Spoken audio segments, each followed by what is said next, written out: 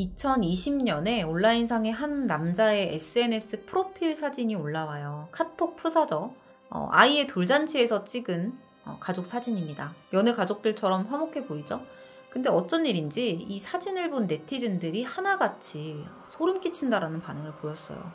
이유는 이 사진 속 남자의 정체가 경찰에 의해 신상이 공개된 잔인한 살인마였기 때문이에요. 오늘 준비한 사건 콘텐츠는 2명의 여성이 연쇄적으로 사라지고 사망한 사건, 그리고 그 중심에 있었던 한 악마 같은 남자에 대한 이야기입니다.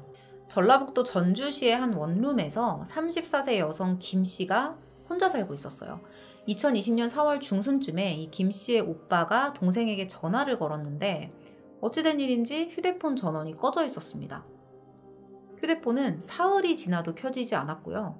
그 무렵 이 김 씨의 친구들도 그녀가 연락이 안 된다면서 오빠에게 연락을 했었어요. 그래서 이 김 씨의 오빠가 동생의 집을 찾아갔는데 집안에 아무도 없었어요. 당시에 집안에 불은 켜져 있는 상태였고요.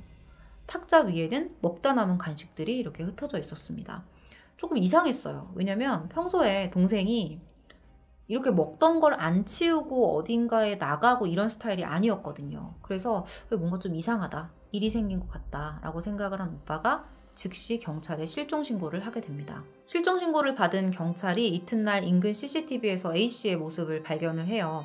4월 14일 저녁 10시 40분경에 집 앞에 있는 골목을 지나는 모습이 찍혔는데 그냥 옷 입은 걸 보면 슬리퍼에 간편한 복장이었어요. 근데 누군가랑 이렇게 통화를 하면서 걷다가 검은색 승용차에 올라탑니다. 이 모습이 찍혀요. 자, 경찰이 당연히 이 차량의 주인을 찾아갔겠죠. 차량의 운전자는 김 씨가 평소에 가깝게 지내던 후배의 남편이었습니다. 후배의 남편을 만난 거예요. 자, 김 씨가 마지막으로 통화한 사람도 이 후배의 남편이라는 사람이었어요. 경찰이 물어봤겠죠? 김 씨 어디 있어요? 물어봤더니 이에 대해서 그 후배의 남편이라는 최 씨는 그날 밤에 용건이 있어서 만난 건 맞는데 헤어지고 나서는 저도 잘 모르겠어요. 이렇게 말을 합니다. 결국에 경찰은 이 최 씨를 용의선상에 올렸고요.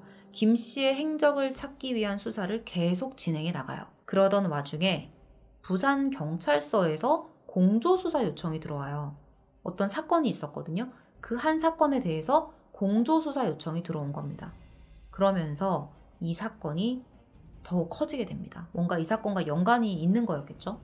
자, 어떤 사건이었냐면 한 여성이 전주로 갔다가 실종이 됐다는 거예요. 부산에 살고 있었던 20대 여성 박 씨였는데 전주로 갔다가 종적을 감췄는데 그 시기가 마침 4월 중순이었다는 거죠. 앞서서 이제 김 씨의 실종 시기하고 비슷했던 거예요. 이 실종된 박 씨 아버지의 말에 따르면 평소에 우리 딸은 어디 가는지 나한테 다 문자로 알려주고 귀가 시간도 꼬박꼬박 알려줬었다. 그런데 연락이 안 된다는 거예요. 전주에 가고 나서. 핸드폰도 꺼져 있어서 연락이 완전 두절이 됐다고 합니다. 자, 박 씨를 마지막으로 목격한 사람은요, 전주로 함께 놀러 갔었던 친구였어요. 이 두 사람이 4월 18일 저녁에 한옥마을 근처에서 헤어져요. 친구가 진술하는 내용에 따르면 박 씨가 누군가를 만나기로 약속을 해서 주민센터 앞에다가 내려줬대요. 그리고 자기는 그냥 부산으로 돌아왔다고 합니다. 자, 그리고 이 친구가 본 게 있어요. 뭐냐면 박 씨를 주민센터 앞에 내려주고 가고 있는데 얼마 지나지 않아서 맞은편에서 검은색 승용차가 지나가는 거예요. 근데 아마도 내 친구가 이 차를 탄 것 같다. 이렇게 진술을 한 거죠.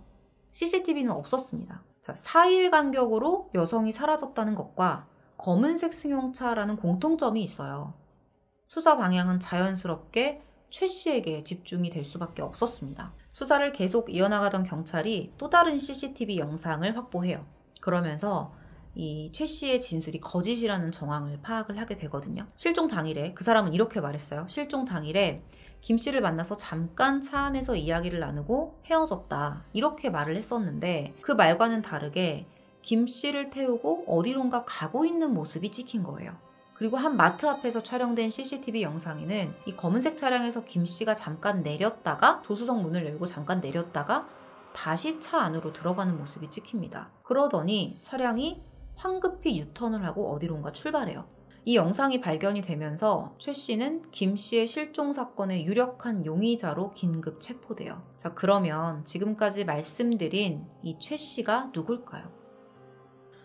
자, 바로 이 사람이에요. 최신종입니다. 얼굴 많이 보셨죠? 오늘 이 최신종의 범행에 관련된 이야기를 할 거예요. 자, 다시 사건으로 돌아와서 실종 9일 만인 4월 23일에 안타깝게도 김 씨의 시신이 발견이 됩니다. 여기 지금 A씨라고 되어 있는데요. 위에 있는 사진이 김 씨, 밑에 있는 사진이 박 씨입니다. 자, 안타깝게도 김 씨는 전북 임실군의 한 하천에서 시신으로 발견이 됐습니다. 복장은 실종 당시에 입고 나갔던 옷 그대로였어요.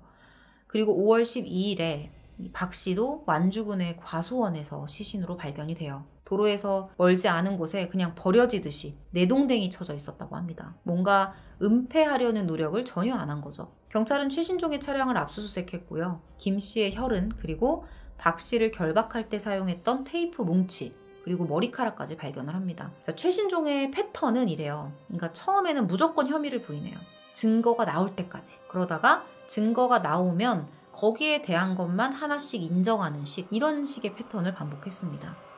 결국에는 혐의를 부인하다가 이렇게 두 여성의 시신이 발견이 되고 나서야 범행 사실을 인정을 했던 거죠. 최신종과 이 김 씨, 박 씨 두 사람 사이에 무슨 일이 있었던 걸까요? 범행은 모두 다 차 안에서 이뤄졌어요. 차량에 오른 여성을 목졸라 살해하고 유기했습니다.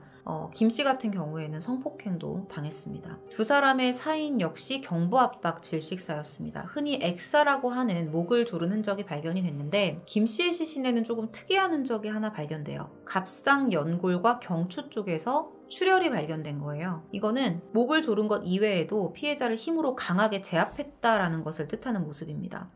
단순히 이제 팔로만 목을 조르게 되면 상대가 저항을 할 수 있기 때문에 턱이랑 목 부위에 상처가 많이 남는데요. 근데 김 씨는 목이 졸렸음에도 겉에는 상처가 많이 발견이 안 되고 오히려 내부에서 출혈이 발견이 된 거죠. 이에 대해서 부검인은 최신종이 단순히 옆자리에서 목을 조른 게 아니라 피해자 신체 위에 올라타서 저항을 제압한 상태에서 아주 최대치의 힘으로 목을 졸랐을 것이다 라는 소견을 내놔요. 근데 도대체 왜 그랬을까요? 4일이라는 짧은 기간 동안 2번의 범행을 저지른 거예요. 경찰 조사에서 최신종이 하는 말은 김 씨가 자신을 무시하는 듯한 발언을 해서 우발적으로 죽였다라고 주장을 해요. 그리고 박 씨의 경우에는 내가 우울증 약에 취해서 당시가 기억이 안 나요. 이런 터무니없는 주장을 합니다. 정말 그랬을까요? 시간을 다시 뒤로 돌려서 이 피해자들과 최신종의 행적을 따라가 보고 사건의 전말에 대해서 한번 알아볼게요. 자, 최신종의 1차 범행에 대한 이야기를 해볼게요. 자, 피해자 김 씨와 최신종이 어떤 관계였는지가 궁금해지죠. 아까 말씀드렸던 것처럼 김 씨와 최신종의 아내는 오랫동안 알고 지낸 친한 선후배 사이였습니다. 자, 평소에 이 최 씨 부부가 금전적인 갈등이 되게 많았었거든요. 근데 그럴 때마다 돈을 빌려줄 정도로 가까운 사이였대요. 사건 당일에 최신종의 연락을 받고 김 씨가 밖으로 나갔잖아요. 그때 옷차림이 되게 가벼웠어요. 그냥 집 앞에 잠깐 나가는 슬리퍼 차림, 슬리퍼 신고 그냥 편하게 입고 나가는 그런 차림이었어요.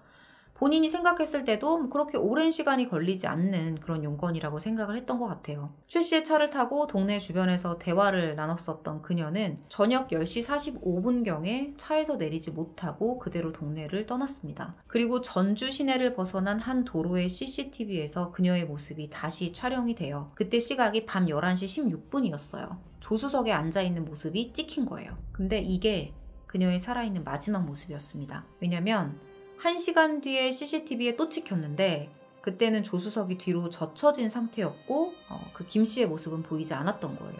그 사이에 일이 벌어진 거죠. 아마 차 안에서 성폭행을 당하지 않았을까, 조수석이 뒤로 젖혀져 있었던 것도 그렇고 차 안에서 사건이 벌어지지 않았을까라는 생각을 해봅니다. 이 1시간이라는 범행 추정 시간 동안 이 김 씨의 은행 계좌에도 이상한 흐름이 포착이 되거든요. 김 씨가 이제 가족이랑 매일 1,000원씩 붓고 있었던 인터넷 적금이 있었대요. 근데 새벽 0시 6분경에 잔액 2원만 남기고 전액 다 출금이 된 거예요. 그리고 6분 뒤에는 김 씨의 개인 계좌에 있었던 48만 원이 최신종에게 다 이체가 됩니다. 다 빼간 거예요. 김 씨를 살해한 최신종이 계속해서 돈을 이체시키고 있는 거죠. 그리고 이놈이 범행을 마치고 이제 김 씨를 죽이고 집에 돌아와서 아내한테 현금 40만 원을 줘요. 그 김 씨 계좌에서 뺀 돈이겠죠? 40만 원을 줘요. 그리고 선물이라면서 300만 원 상당의 비싼 금팔찌를 휙 하고 건넵니다. 대충 뭐 어디서 샀어? 이렇게 비싼 걸 어디서 샀어? 이렇게 물어보니까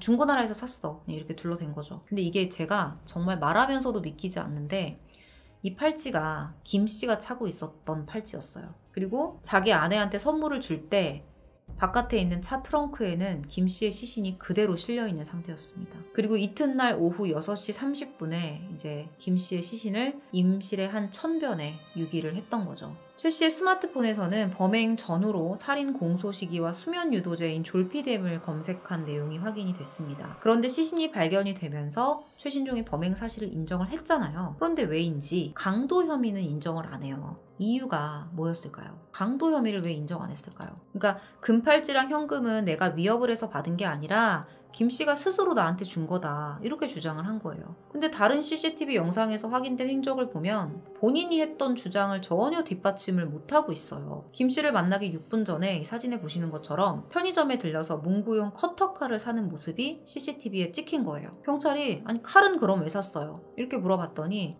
자살하려고 샀습니다. 뭐 이런 납득하기 어려운 핑계를 대면서 둘러댔던 거죠.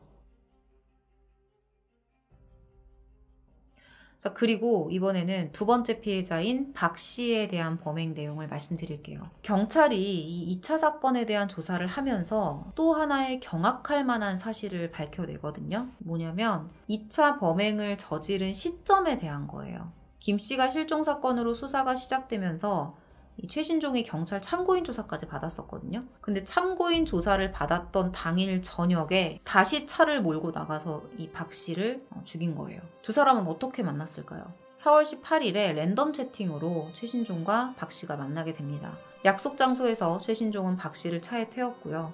1차 사건과 마찬가지로 전주 시내를 빠져나갑니다. 그리고 외곽에 있는 한 주유소에서 다시 차량의 모습이 CCTV에 찍혀요. 자, 여기서는 최신종이 박 씨를 정말 무차별적으로 폭행하는 장면이 찍혀 있었습니다. 두 사람이 만나고 불과 50분밖에 지나지 않은 시점이었어요. 그리고 이 승용차가 주유소를 빠져나갈 때쯤에 이미 박 씨의 한쪽 팔은 운전석과 조수석 사이에 축 늘어져 있었고요. 1시간 뒤에 완주에서 전주로 돌아올 때는 차 안에 아무도 없었습니다. 그러니까 진짜 이런 랜덤 채팅 너무 위험해요. 진짜로. 피해자를 탓하는 거는 절대 아니고 진짜 위험합니다. 최신종이 이제 범행을 하면서 너무 많은 흔적을 남겼어요. 피해자들에게 자기의 번호로 직접 연락을 했고 CCTV를 피하는 모습을 보이지도 않았고 그리고 시신도 그냥 팽개쳐 놓듯이 두고 떠납니다. 상당히 부주의한 모습을 보이고 있는데 이런 최신종의 행적은 주도 면밀한 판단보다는 충동적인 행동의 흔적처럼 보였어요. 자, 근데 최신종이 4일 만에 두 사람을 죽이고 그 이후의 행적이 좀 궁금해지는데 어땠을까요? 저는 그래도 본인이 조사도 받았고 뭐 이런 상황이니까 조금 조용히 있었겠지라고 생각을 했거든요. 근데 범죄자들이 자주 하는 거 있죠. 죽은 사람 사칭하기. 자기가 A씨인 것처럼 친구들을 유인해서 계속해서 다른 범행 대상을 물색했던 거예요. 다행히도 이 친구들이 뭔가 이상하다는 걸 눈치를 챘고 최신종이 구속이 되면서 또 다른 피해는 막을 수 있었다고 해요. A씨인 것처럼 친구들을 불러내서 친구들한테까지 범행을 저지르려고 했던 거야. 아, 진짜 소름. 자, 그리고 이 최신종의 신상이 공개되면서 그의 직장 동료들이 깜짝 놀랐다고 합니다. 그런 끔찍한 일을 저지를 인물로 보이지 않았다는 거예요. 직장 동료들이. 굉장히 성실한 가장이었고 괜찮은 직장 동료로 평범한 이웃이었다는 거예요. 근데 이게 다 가면이었던 거죠. 근데 조금 이상한 건 상반되는 반응이 있었어요. 그러니까 최근에 같이 직장에서 일했던 사람들 말고 과거에 아주 예전부터 최신종을 알고 있었던 주변인들은 전혀 다른 말을 해요. 언젠가 이럴 줄 알았다. 얘는 언젠가 이런 짓을 저지를 줄 알았다. 이런 반응을 보이는 거죠. 자, 그의 과거 행적을 통해서 최신종의 숨겨왔던 실체가 어땠는지 지금부터 이야기를 해드릴게요. 어린 시절부터 최신종이 크고 작은 사건들을 계속 일으켰어요. 초등학생 때부터 씨름 선수로 활동을 했었는데 굉장히 촉망받던 씨름 영재였다고 합니다. 중학교에 진학을 해서도 씨름 선수로 활약을 했었는데 불분명한 이유로 갑자기 선수 생활을 그만뒀다고 해요. 근데 관계자의 말에 따르면 시간이 많이 지나서 내가 정확한 이유는 알 수 없지만 당시에 애가 인성적으로 좀 문제가 있어서 좀 잘린 걸로 보인다. 이렇게 밝힙니다. 체육계에 같이 있었던 지인들은 이 사건이 터지자마자 최신종의 과거를 폭로하기 시작해요. 어떤 짓들을 했었냐면 후배들이 좀 말을 안 들을 때가 있잖아요. 그러면은 산에 데려가서 막 머리가 터지게 어디 하나 막 부러질 때까지 때리고 기절하면 그냥 기절할 때까지 때린 거예요. 기절을 하면 그냥 산에다가 버리고 그냥 내려왔다고 합니다. 수틀리면 친구든 선후배든 가리지 않고 폭력을 저질렀다고 해요. 심지어는 그것이 알고 싶다 해서 중학생 때 그 또래 여자애들을 성폭행하고 이것을 지인들에게 자랑했다라는 내용의 인터뷰가 방송되기도 했습니다. 지역 내에서 소위 전주 짱으로 군림하면서 여기저기서 싸우고 괴롭히는 행위를 일삼았던 거죠. 갱생불가 쓰레기. 갱생불가다 진짜. 어떻게 인간이 이래? 인간이니까 이럴 수 있겠지? 학창시절 이후에 이미 수많은 재판 기록에 이 최신종의 행적이 남아 있었어요. 2012년에 대체복무 중에 구속된 사건이 있었거든요. 죄명은 협박, 특수강간, 상해죄였습니다. 피해자는 당시의 여자친구 그리고 여자친구의 가족들이었어요. 이유는 짐작이 가시죠? 그러니까 여자친구가 헤어지자고 했는데 그 헤어지자는 여자친구를 차에 가두고 밤새 때리고 위협을 했던 거예요. 급기야 성폭행까지 했고요. 그리고 피해자 가족한테도 협박을 해서 징역형을 선고받았었습니다. 도박도 합니다. 도박빚을 갚으려고 2015년에 김제시의 한 마트에서 2,100만 원을 훔쳐요. 그래서 징역 6개월 처벌을 받기도 했었는데요. 이 최신종은 당시에 총 7장의 반성문을 써내고 피해자들과 거의 반강제로 합의를 하면서 사회로 복귀를 합니다. 이게 좀 복귀란 말도 웃기죠? 사회 구성원이었던 적이 없는 것 같아요. 살아온 모습을 보면. 이후에 배달대행 업체를 운영하면서 결혼해서 가정을 꾸리고 바뀐 모습을 보이는가 싶었는데 뒤에서는 계속해서 크고 작은 성추행으로 문제를 일으키다가 결국에 살인까지 저질렀던 거예요. 자, 그러면 이 최신종의 과거부터 지금까지의 범행에 대해서 전문가들은 어떻게 분석을 할까요? 전문가들은 대부분 그의 범행이 금품이 아닌 성적인 동기가 강하게 작용했을 거라고 분석을 했어요. 그러니까 1차, 2차, 앞서 우리가 살펴봤었던 1차, 2차 살인사건과 과거의 전력들도 사실은 전부 성폭행 목적이 아니라면 설명이 되지 않는다는 거예요.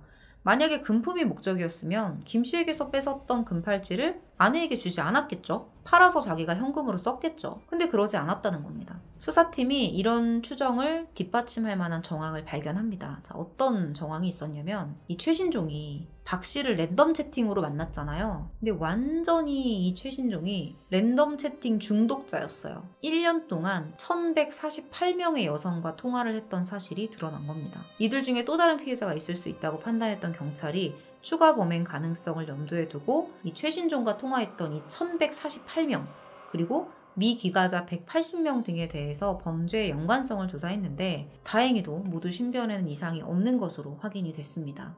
최신종은 살인 및 시신유기 혐의로 재판에 기소가 됐습니다. 재판에서도 그는 당시 약에 취해 있었다. 살해 동기와 관련한 그런 명확한 기억은 없다라면서 끝까지 심신미약을 주장했어요. 이에 1심 재판부는 범행 동기에 참작할 만한 사유가 없고 무자비했다라면서 최신종에게 무기징역을 선고했습니다. 검찰이 또 항소를 했죠. 항소심 최후 진술에서 최신종은 나는 용서받을 생각은 없다. 다만 신상공개로 내 가족이 2차 피해를 보고 있다. 이런 말을 해요.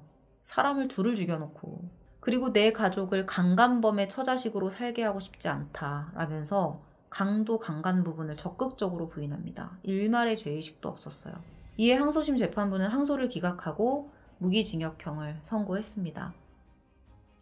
경찰 조사에서 끝까지 약에 취해서 기억이 안 난다라고 범행을 부인했었잖아요. 근데 정작 재판을 앞두고 감옥에 갇히고 나니까 피해자하고 그 가족들에게 용서를 구하고 싶다라는 그런 편지를 써서 전했어요. 근데 이건 어디까지나 합의를 해보려고 형량을 줄여온 이전의 경험에 의한 행동이었던 거죠. 근데 유족이 합의를 안 해줬어요. 그랬더니 재판에서 본심이 드러납니다. 사과 안 한다 그러면서 범행을 끝까지 부인했고요. 심지어 사형시켜달라는 유족들에게 욕설을 내뱉기까지 했습니다. 자기는 2명을 죽여놓고. 항소심 재판을 맡은 판사는 무기징역을 선고하면서 이런 말을 덧붙였습니다. 그동안 실무 경험상 강력범죄로 무기징역을 선고받은 범죄자가 형 집행 중에 가석방이 돼서 다시 죄를 짓는 경우를 다수 접했다. 부디 입법부는 가석방이 없는 종신형 형태의 무기징역 제도를 조속히 입법해서 사실상 사형제가 폐지된 국가로 분류되는 대한민국에서 국민들을 안전하게 지켜달라. 이거 진짜 우리가 원하는 얘기 아닌가요? 그가 재판부의 말처럼 가석방 없이 영원히 사회와 격리되길 바랍니다. 오늘 준비한 사건 내용은 여기까지고요. 긴 시간 시청해주셔서 감사합니다.